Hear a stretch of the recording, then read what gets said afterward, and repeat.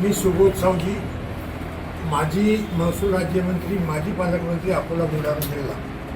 त्या विधानसभा मतदारसंघाचा मी 3 वेळा प्रतिनिधी होतो.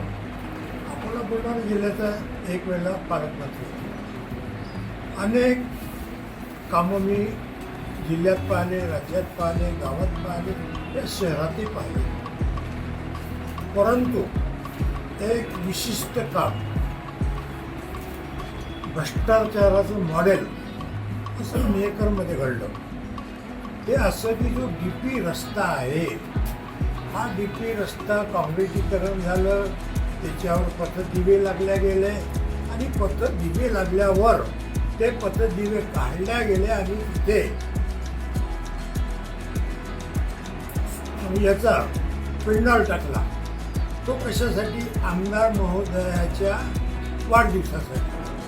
आमदार महोदयानं हेलिकॉप्टरमध्ये वाढदिवस करावा, समुद्रामध्ये वाढदिवस करावा, बोटीमध्ये वाढदिवस करावा, 50-50 एकर जागेत वाढदिवस करावा, लाखो रुपयाच्या नोटा वाटावा, अतिशय चांगली गोष्ट आहे.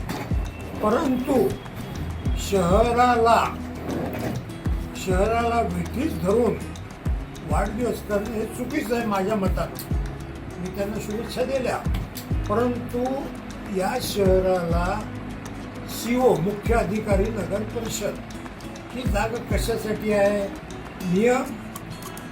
नियमाने शहर चाललं पाहिजे, आलेला पैसा नियमाने खर्च झाला पाहिजे आणि शहराची उन्नती झाली पाहिजे आणि वरिष्ठांच्या आदेशाचं पालन केलं पाहिजे. मग सर्व दूर शहरावर नजर ठेवून कुठे नियम तोडले जातात त्याच्यावर कारवाई केली पाहिजे.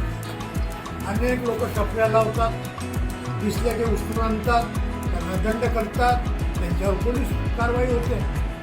परंतु DP रस्त्यावर हा जो पेंडॉल उभारला जाऊ लागला तर कोणत्याही नगर परिषदच्या अधिकाऱ्यांनी COला येऊन सांगितलं का नाही मला माहीत नाही.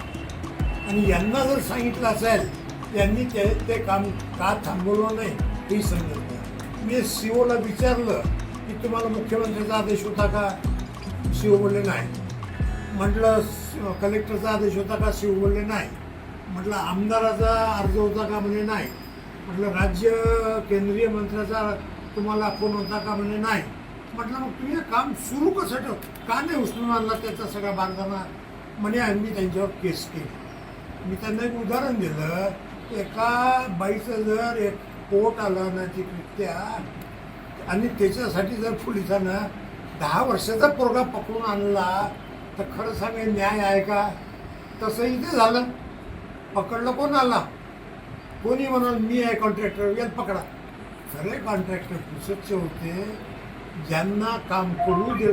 आणि दुसरी गोष्ट अशी की पथदिव्याचा पैसा नगर परिषदचा आहे, पथदिवे लावण्याचा अधिकार नगर परिषदचा आहे आणि मग काढले कोणाच्या अधिकारात?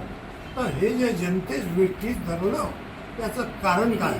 मग यांनी त्याच्यावर उत्तर दिलं की हा जो रस्ता आहे हा BMCकडे सध्या, त्यांनी आमच्याकडे हँडओव्हर केला नाही.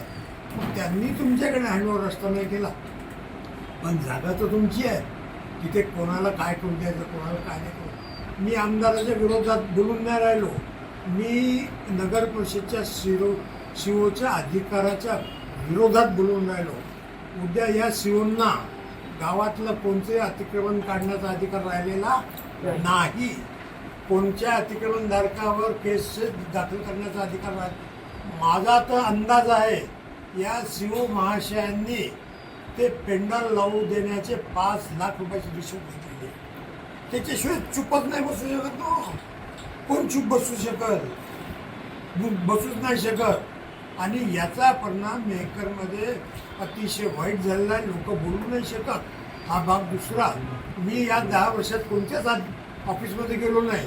माझ्या आधी सन्माननीय बशिरे, सन्माननीय मोरे वकील, सन्माननीय आपले